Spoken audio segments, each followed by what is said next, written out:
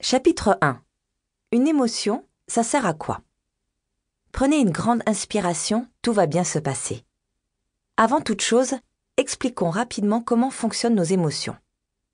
En bref, les émotions sont des réactions psychiques à certaines sensations physiques ou à des faits extérieurs.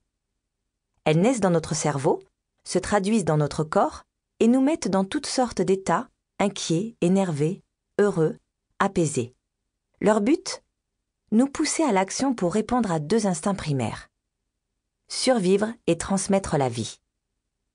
Les émotions sont là pour que nous puissions faire face aux situations que seul notre intellect ne pourrait affronter. Rassurant. Le stress du premier rendez-vous. Cela fait des semaines que vous attendez ce rendez-vous galant. Vous avez sorti vos plus beaux habits, préparé des sujets de conversation de secours et prévu 2 ou 3 blagues. Mais une fois dans la rue, vous avez le trac. Vous transpirez. Votre cœur bat la chamade. Vous avez peur de ne pas être à la hauteur. Et si l'autre ne vous plaisait pas? Et s'il vous trouvait ennuyeux? Finalement, ces habits, c'est un peu trop, non? Vous vous laissez envahir par le stress et l'angoisse. Sous la pression, vous faites demi-tour et envoyez un texto prétextant une grippe subite. Vous n'avez pas pu réguler votre émotion. Comment ça marche? Comment tout cela fonctionne-t-il? Rappelons tout d'abord que nous avons 3 cerveaux. Le reptilien, qui assure nos besoins primaires et les fonctions de base. Le néocortex, qui s'occupe du raisonnement et de la réflexion. Et enfin, le cerveau émotionnel. C'est ici que se situe l'amygdale qui va libérer les décharges émotionnelles. Elle est aussi le siège de notre mémoire affective. À l'arrivée d'une information, par exemple, un lion est là, un circuit se met en place, un peu comme une boule du loto, qui glisserait le long d'un tube gigantesque. L'information passe dans le cerveau émotionnel, qui va faire appel à sa mémoire. J'ai vu ce film où une antilope se faisait dévorer par un lion, j'étais effrayée. Pour solliciter le système de récompense ou d'alerte. Ici, bien évidemment, c'est l'alerte. L'amygdale décharge alors une émotion, j'ai peur. Elle transite ensuite par le néocortex qui va activer la logique et le savoir pour déboucher sur une décision finale. Il faut se protéger. Mieux vaut monter sur un arbre. Sans vos émotions, vous seriez donc dévoré tout cru par ce fameux lion. Sans peur, nous ne fuyons pas face au danger. Ceux qui voudraient opposer raison, savoir et émotion ont donc tort. Elles sont complémentaires. L'émotion assure notre survie et la raison nous permet d'augmenter encore plus nos chances de sauver notre peau. L'émotion première est telle une pierre brûlante et ne nous permet pas de prendre de bonnes décisions. Au fur et à mesure qu'elle avance dans le circuit, elle se refroidit à travers les filtres de l'expérience, de la raison et du savoir.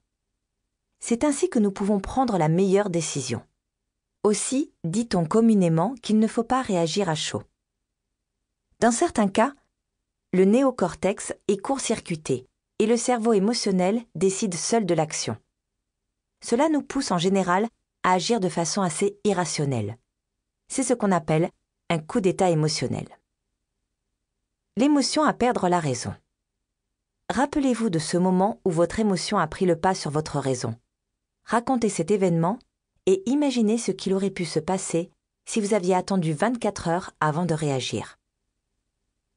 D'où viennent nos émotions? Pourquoi au parc d'attractions perché en haut du Grand 8, vous avez une peur bleue tandis que votre ami juste à côté lève les bras et tire la langue de joie?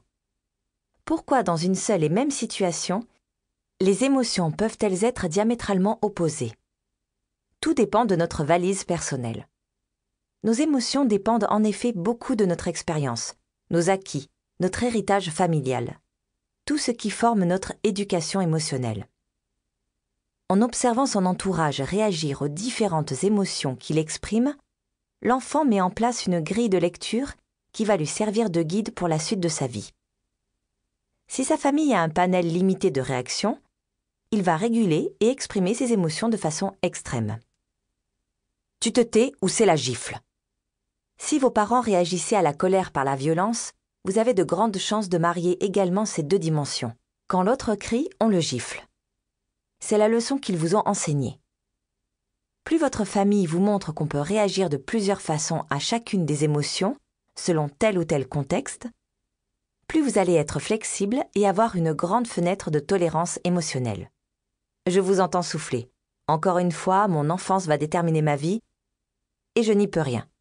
Pensez-vous dépiter? Faux. L'apprentissage émotionnel que vous avez reçu n'est pas figé dans le marbre. Il faut l'étudier, l'apprivoiser, le modeler. C'est là tout l'intérêt de l'intelligence émotionnelle. Pourquoi les émotions sont au cœur de notre vie sociale? Notre vie sociale dépend entièrement de nos émotions. Bébé, nous ne savions pas parler. Mais nous communiquions nos besoins à nos parents en exprimant nos émotions sur notre visage, et avec nos cordes vocales évidemment. Au fil de notre vie, les émotions sont le moteur d'un tri sélectif qui dessine notre panorama social et définit en partie notre rapport aux autres. Thomas ou Marine, les amitiés sélectives. Parce que Thomas me fait rire et aime, comme moi, les films des années 60, il active mon système de récompense. Je me sens bien avec lui.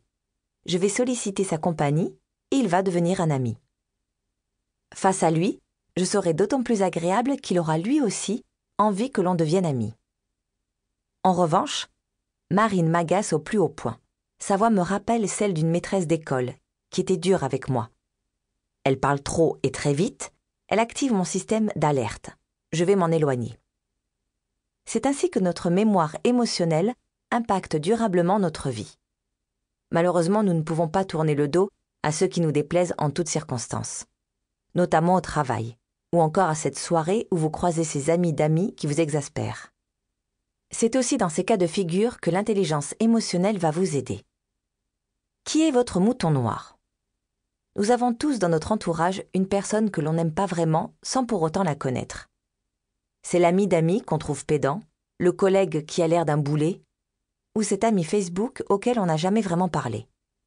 Sa tête ne me revient pas, je ne le sens pas, dit-on en général. Choisissez votre personne mouton noir et décrivez les émotions qu'elle vous inspire, ce à quoi elle vous fait penser. Les émotions veulent s'exprimer à travers l'action. Mais que se passe-t-il si nous n'en faisons rien? Elles restent enfouies en nous avec pour risque de nous scléroser. Certains spécialistes appellent cela la loi des 21 jours. Au-delà de ce laps de temps, si nous n'avons pas traduit l'émotion en action, celle-ci va se loger en tant que marqueur négatif dans notre mémoire. Un peu comme des petits déchets, ces marqueurs polluent notre environnement mental. Et a priori, ça nous rend rarement très heureux. Exprimez votre rancœur. Pensez à ce qui vous pèse sur le cœur depuis quelques semaines. Ça peut être votre enfant qui vous a mal parlé, ce collègue qui a récupéré en douce votre dossier, votre partenaire qui passe ses soirées devant l'ordinateur. Choisissez une façon de l'exprimer parmi ces 4 options. Je parle à la personne concernée en lui disant ce que j'ai ressenti. Je dessine mon état mental. Vous pouvez dessiner un visage attristé, en colère. Choisissez bien vos couleurs. J'écris pour moi ce qui s'est passé et comment je me suis sentie. Je rédige une lettre pour la personne concernée, mais je ne la lui donne pas. Chapitre 2. La grande famille des émotions. Pour cultiver notre intelligence émotionnelle, il faut savoir distinguer les différentes émotions qui nous traversent. On en distingue 3 types. Les 4 émotions de base, les émotions secondaires, les émotions d'arrière-plan. Les 4 émotions de base. Les couleurs primaires de notre vie. Ce sont les 4 natures d'émotions qui sont à la racine de toutes les autres. La tristesse, la peur, la colère, la joie. Certains spécialistes ajoutent aussi le dégoût et la surprise. Elles sont comme les couleurs primaires de notre palette d'émotions. D'ailleurs, on les appelle aussi émotions primaires. Ce sont des réactions brutes, quasi animales, incontrôlables et difficilement dissimulables puisqu'elles se manifestent de façon immédiate sur notre visage. Le taxi arroseur. Vous vous êtes préparé durant 2 bonnes heures pour vous rendre à cette soirée un brin guindé. Habits fraîchement repassés, brushing parfait, vous sortez de chez vous plus splendide que jamais. Quand un taxi débarque à toute vitesse, vous arrosant copieusement au passage. Heureusement, il ne vous a pas renversé.